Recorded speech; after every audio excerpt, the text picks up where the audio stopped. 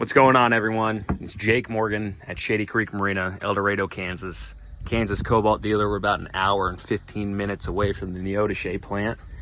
Today, I'm going to do a walk-around video on this 2025 Cobalt CS23.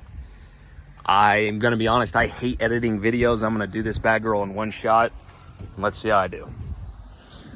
Starting here in the transom, you got your typical creature comforts you come to know from Cobalt. That is an option, I guess, the flip down swim step. Same with those transom stereo speakers. Standard fixed cleats, unless we're rocking one of the surf models. I do like how this is dropped down here. I hope the CS23 surf looks like that as well. Not gonna be catching on your surf rope on that radio knob. That's something I see happen often on that R series. Here on our port side, we have some storage for our built-in cooler. That is a 25 quart cooler. And there is space underneath this. That would be a good spot for some non-critical storage, things like, your emergency flares or storage, or some tools if you need something like that. All right, now this step up right here from the swim platform to the walkthrough, that is a 9-inch step up. Looking underneath here, there is plenty of space here. To me, that screams put your aqua saddles in there. That is exactly what I would want to put in there. I do appreciate how they have this kind of dog boxed off from the engine compartment. I'd be comfortable putting ropes in there. And then they do have storage in there. They do have these removable panels in there. The mechanics of the world, thank you for that. Typical Cobalt quality. You got your rain channels and drains, moisture seals, double gas struts, oversized stainless hardware. That's what you're paying for, because that's not going to break in 10 years and it's going to last you a lifetime. 9-inch step up there. This is an 8-inch step down. There is a seat cushion that goes there. There is an optional seat cushion that goes through the walkthrough that we do not have on this boat. One thing I really do appreciate is I think they weighted this thing. I just untarped this boat yesterday. I know this isn't waterlogged, and this sucker's heavy. I appreciate that. You're not gonna have to worry about taking that out when you tow. That step down from that seat to down there into our main floor area, that is a 12-inch step. Put that back in there. All right, this width on the interior, this rear bench, length width, that is 42 inches across right there. We're rocking 20 inches back up to the seat back. And then to the floor, it's 18 inches tall from the top of there to the floor. And that seat back is 15 inches tall. The ergonomics on this are great. Absolutely great. I'm 5'11". Well, I was 5'11". I broke my back. I'm more like 5'10 and a half. Don't mountain bike in Utah if you're from Kansas. And the back of my knees hit flush on that. My feet hit flush on that. I feel nice and supported there in the corner. One thing I really like about this that, I love taking naps on boats, guilty as charged. This is like 6'5" across from there to there. On the R series, you got that walkthrough right there. I could lay down all the way there without touching anything. That is a prime time nap spot. Same with if you had the flip down here going this direction.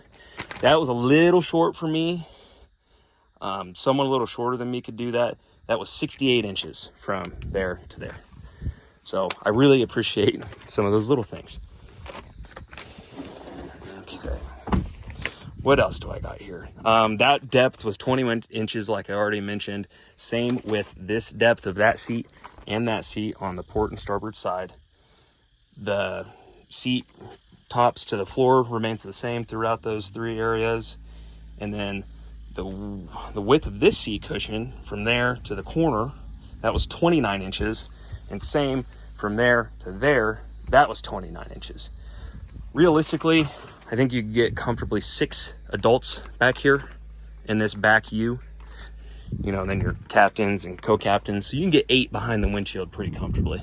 Throw another 2 in the front comfortably, 4 sitting on their butts with their feet on the floor. And that reaches your 12-person capacity or 1,695 pounds. Coming up here to the helm, some things I like. Love a bolster seat. Gotta have a bolster seat. I don't think you'll ever find a Cobalt without one. They did something new with the slides, the seat bases here. Not exactly sure what branded hardware they're going with, but it's got this nice lever on it. It just feels really good. It's crisp, it's easy to reach, it snaps right in and out of place. I think that's a win right there. That's a good job. I like the Volvo Penta digital display. If you're not running the Garmin and you're just running your analog gauges, this will give you some advanced engine information, temps, pressures, things like that. I like that the key switch is kind of hidden actually, and it's down here. I do appreciate that. Cobalt being the brand that they are, you know, they're innovating, keeping with the times. It's one of the first boats I've seen with direct USB-C charging. You know, typical 12 volt for any accessories or whatever you need. Of course, the Fusion is Bluetooth capable. They do have some auxiliary inputs down here, around a 3.5 millimeter or USB, and that is hooked directly to the back of the stereo that actually says Fusion on the front of it there. Other attention to detail things. This is felt lined on the inside. It does have drain hole in that back corner there. Can't really pick that up on the camera. It's a good look. It's clean. No tilt steering, of course. It's good looking cockpit setup.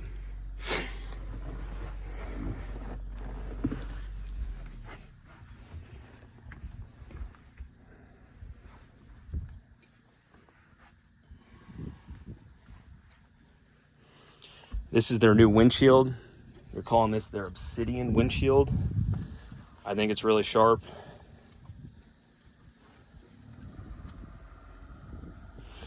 All right, let's get a couple more measurements and start wrapping this up.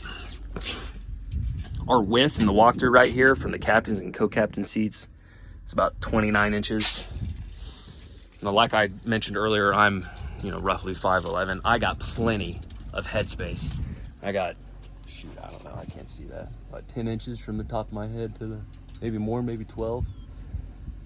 I'd have a hard time measuring that with one hand, but I appreciate how tall up these bars are. Yeah, of course, we don't have our tower speakers on here, but this boat, being a 23-foot boat, seems tall guy friendly. Especially if I take this sucker and push it all the way back. I noticed it felt like there was more space in here, at least, than I was normally used to. I cannot, with my lumbar pushed all the way in the back of this seat here, get my feet to touch that. So, from my hips to that step plate, I mean, I'm 44 inches from the tip of my tape measure to my belt line right there. My brother-in-law's 6'5". That'd be a comfortable driving position for him, not me. Up here in the bow, I appreciate that they have the bow speakers up here in the front. Most folks are going to be sitting here with their legs out, and they're going to be sitting in front of the speakers. I appreciate that they put those up there, and I think it looks good. That's getting a little close to snug for me.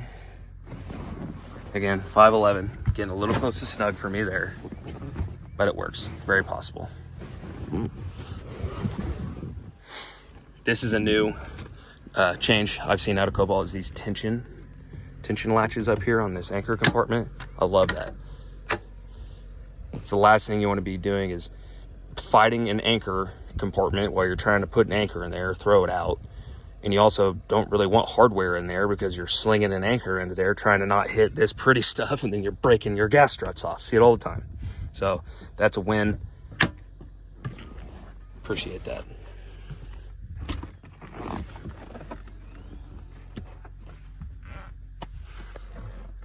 Got our stereo controls in here.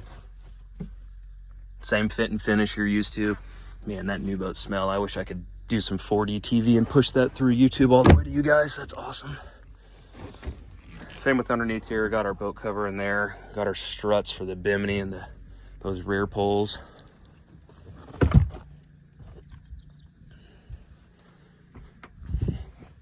Let's grab this width here. In between the windshields, about 20 inches. Now this is something that I noticed they changed on the wind dam here. There is no longer one of those latching pins down there at the bottom, which I really appreciate because I've kicked that sucker more than once and my little toe is gonna be happy to not have that there anymore. Open that up, bring it out, latch it. These are the detail things that make a boat of this caliber what it is. Rattling is the enemy to a smooth ride. It sounds cheap. I'm sure everyone in their boating career has heard a rattling bimini top or ladder or windshield at some point. That is what we're trying to avoid on these luxury boats. So you do that by elevated design. That barrel that uses that latch has a stopper there, a little bit of rubber tension as it locks into place. That hits there. That stopper is strictly just for this one when it's in the closed position. Latch that over. That's solid. I'm seeing a lot of good improvements, a lot of little quality of life things that they haven't even really advertised on their, their website. Of course, they have their standard specifications that they do put out, the things like the length and width. Our dry weight's 4,000 pounds. Don't make fun of my handwriting, please. Dry weight's 4,000 pounds, 12 people or 1695 capacity. Drafts 37 inches down, 24 inches up, 60-gallon fuel tank, 20-degree dead rise, 8-foot 6-inch full beam, 23-foot 5 inches overall length with the swim platform. That's what they put out, and my goal here is to show off some of the quality of life items and measurements that they do not advertise. I think this is going to be a excellent selling boat in our market. Every single lake in Kansas is man-made. This is exactly what folks are after. Good trailer specs, good trailer ability. Apparently giant ski lockers. And hey, 7 feet.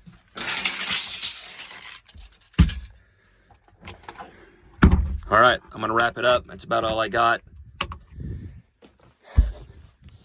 If you want a 2025 Cobalt CS23, give me a call. Jake Morgan, Shady Creek Marina, El Dorado, Kansas.